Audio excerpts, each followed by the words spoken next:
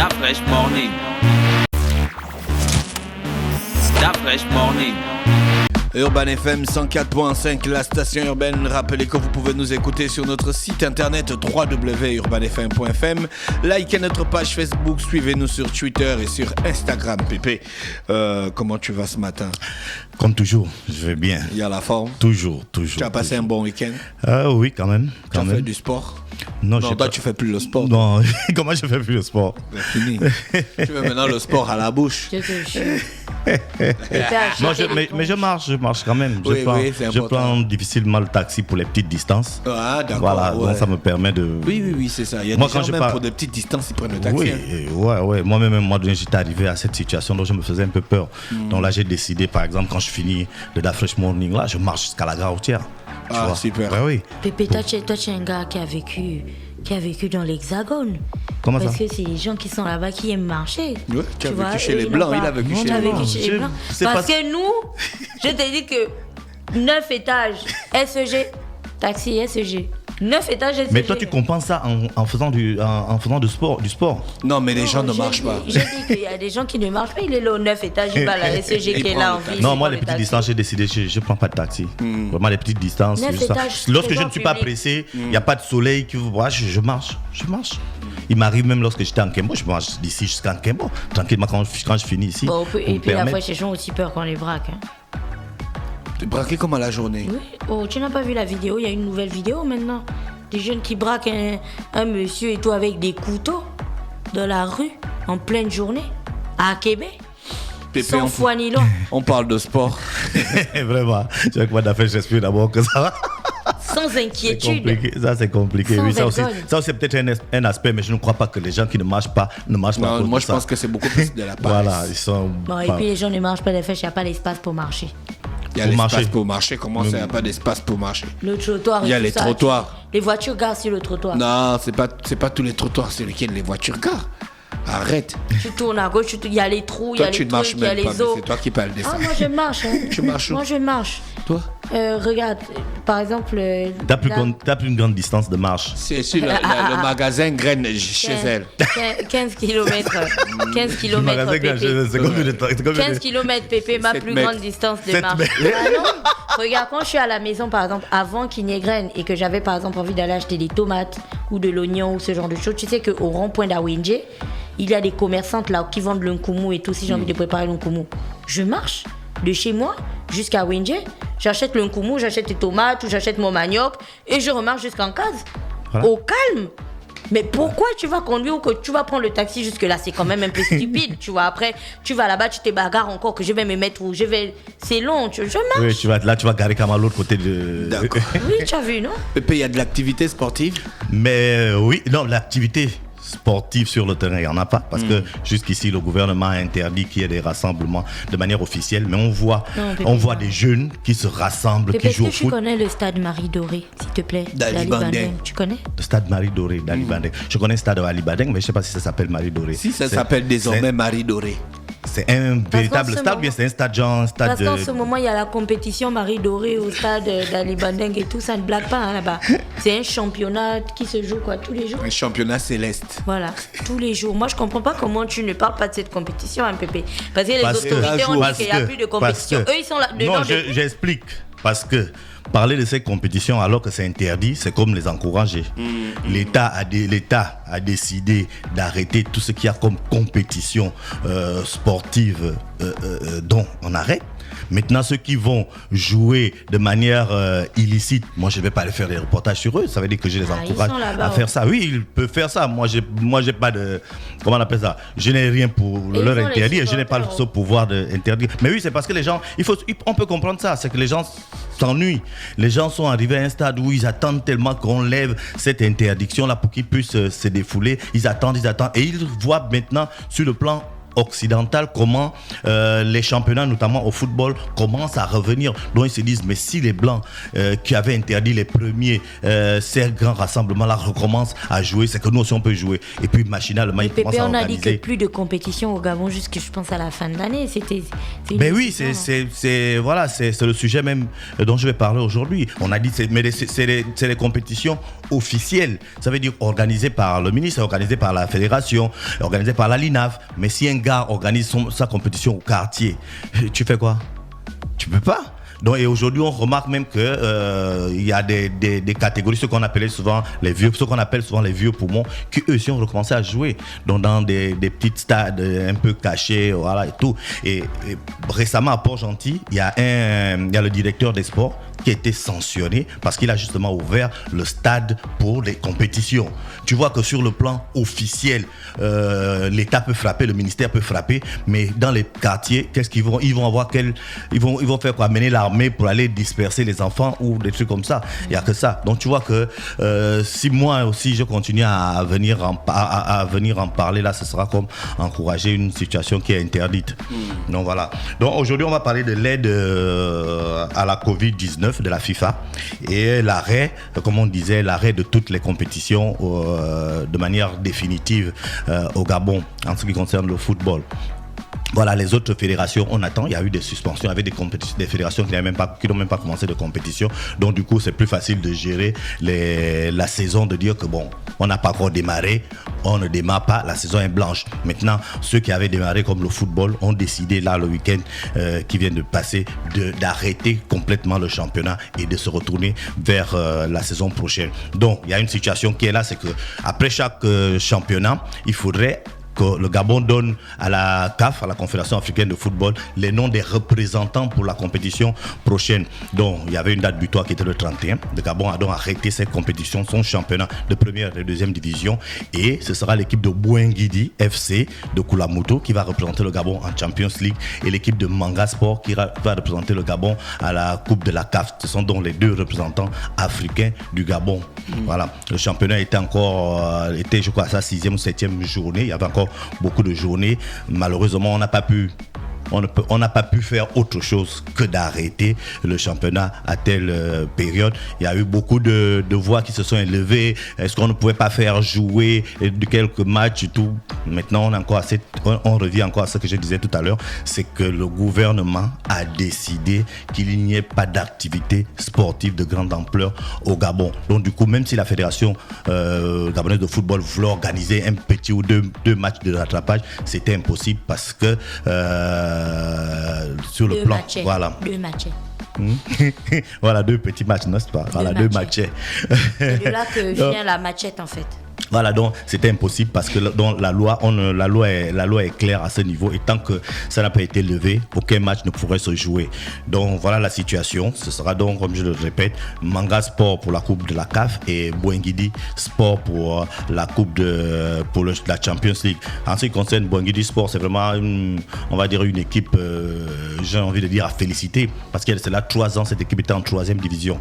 Donc l'équipe en 3e division gagne le championnat de 3e division, le championnat de la montée, se retrouve en 2e division, gagne le championnat de 2e division la même année, se retrouve en 1re division.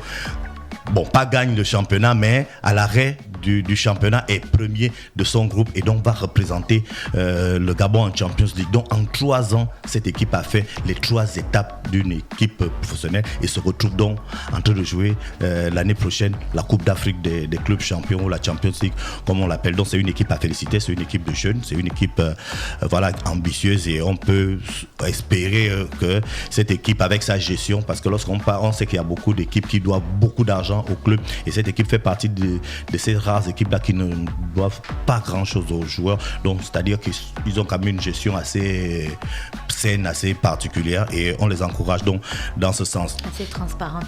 Voilà. Et donc personne ne monte, personne ne descend. Ça voudrait dire qu'en général, lorsqu'on arrive en fin de saison, en 2e division, celui qui est champion en 2e division monte en 1re division. Celui qui est dernier en 1re division descend en 2e division. Celui qui est dernier en 2e division descend en 3e division et ainsi de suite. Mais cette année, exceptionnellement, personne ne descend et personne ne va monter. Donc ce sera un peu une situation de statu quo, et donc les mêmes équipes qui étaient en deuxième division l'année dernière, on les retrouvera probablement, sauf si quelqu'un lui-même il désiste avec son club dans la même catégorie cette année. Donc c'est vraiment une situation particulière qui a été gérée de manière particulière.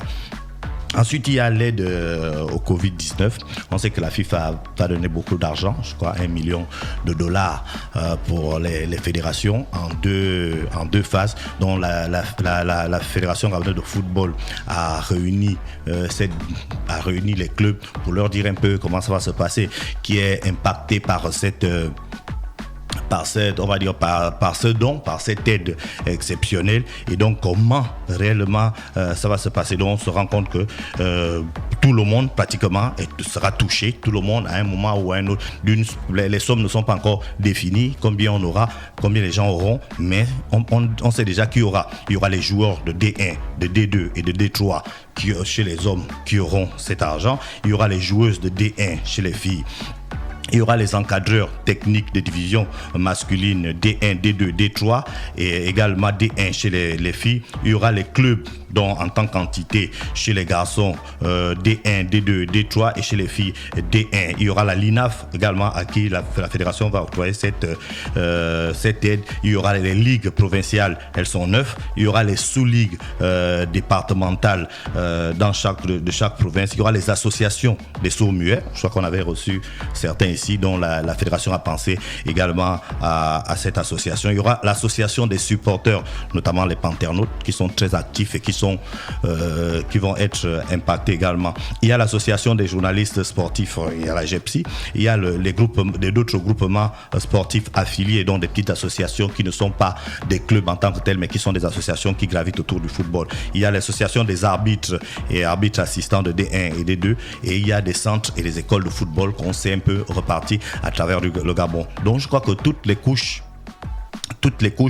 en termes de football qui gravitent autour du football seront touchées et dès cette fin du mois, parce que comme la FIFA l'a dit, la FIFA va donner $1 million, mais $1 million en deux phases. Donc il y aura d'abord les $500 000 qui vont être remis dès cette fin de mois et 500 000 autres en janvier. Donc en plus de cela, la Fédération gabonaise de football a pensé à la dette due aux joueurs entre 2016 et 2018 qui s'élève à, je crois, 3 ou 4 milliards. C'est énorme ce que les clubs doivent aux joueurs. Donc la Fédération gabonaise de football, par cette aide-là, a profité également pour donner quelque chose au club, pour permettre donc pas d'éponger, mais d'enlever une partie donc, de cette dette. Cette partie s'élève donc à 125 millions de francs CFA. Donc c'est quand même énorme, même si on parle de 3 ou 4 milliards de francs CFA, c'est quand même énorme. Donc voilà. En gros, ce qui va se passer en termes de l'aide de la FIFA, l'aide qu'on attendait depuis longtemps. Certaines personnes pensaient que c'était déjà là, parce que bon, c'est une promesse de la FIFA. On sait que lorsque la FIFA a déjà parlé, c'est dit, ça va être fait. Et là maintenant, on peut déjà dire que c'est beaucoup plus pratique, parce que la Fédération gabonaise de football elle-même a dit que dès cette fin du mois, ça va être disponible et tout le monde donc pourra aller, ceux qui sont concernés notamment, pourra aller toucher cet argent. Maintenant, il y a un autre facteur qui doit être pris en charge, parce qu'on sait que au niveau de la fédération, au niveau de la FIFA, lorsque la FIFA donne son argent, le plus important doit être la traçabilité. La traçabilité, pardon. Et on se rend compte c'est pas grave. On sait aujourd'hui que il y a beaucoup de joueurs, par exemple, qui n'ont pas de compte bancaire. Or, l'argent de la FIFA, ça doit être donné par des comptes par virement, parce que ça doit être envoyé par virement, parce que du coup on a une trace. Voilà, tu vois, non? Donc et on se rend compte qu'aujourd'hui il y a beaucoup de joueurs qui n'ont pas de compte bancaire, et on arrive donc à cette grosse situation. Comment ça va se faire, cette distribution? Certains ont parlé, et là ça nous a fait un peu rigoler, nous qui regardons un peu le football et connaissons un peu comment la FIFA réagit. Par certains disaient que non, est-ce qu'on peut pas faire ça par Airtel Money? Bon, tu imagines un peu, on parle de clubs, on parle de joueurs de première division, on parle de joueurs entre griffes professionnels, et que la FIFA, la fédération va présenter à la FIFA comme rapports, comment on appelle ça, les retours de Airtel Money, je crois pas que ça fait trop lourd, que ça fait trop sérieux, quoi. Donc maintenant, comment ça va se passer, honnêtement, je sais pas.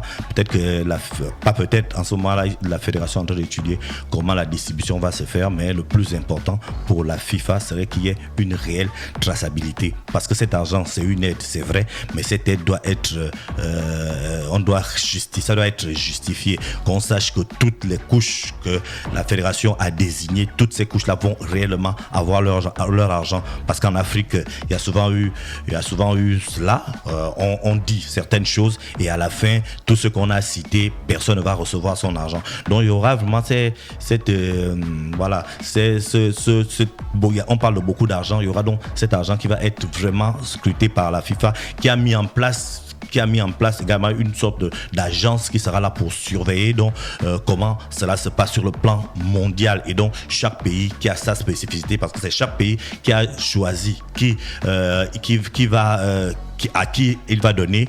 Chaque fédération a choisi à qui elle va donner, et donc la FIFA elle va surveiller si ça a été réellement donné, si ça va être réellement donné aux gens que vous-même vous avez désignés au départ. Donc c'était ça les deux grosses actualités, savoir que Bouengidi Sport et Manga Sport vont représenter le Gabon à la Champions League et à la Coupe des Confédérations, et que l'aide à la Covid-19 de la FIFA sera disponible dès cette fin du mois. Ce sera en 2 parties, 500 000 pour les deux parties, et voilà, je crois que c'est une bonne nouvelle pour tous ces footballeurs, tous ceux qui gravitent autour du football et qui sont donc touchés réellement par la situation actuelle de la Covid-19. Merci Pépé qui est avec nous ce matin sur les 104.5 Urban FM, la station urbaine, dans le Da Fresh Morning pour le sport. Pépé, on se retrouve mercredi. Restez connectés dans le Da Fresh Morning, le réveil matinal au plus haut de la capitale, sur la radio la plus haute de la capitale. Da Fresh Morning.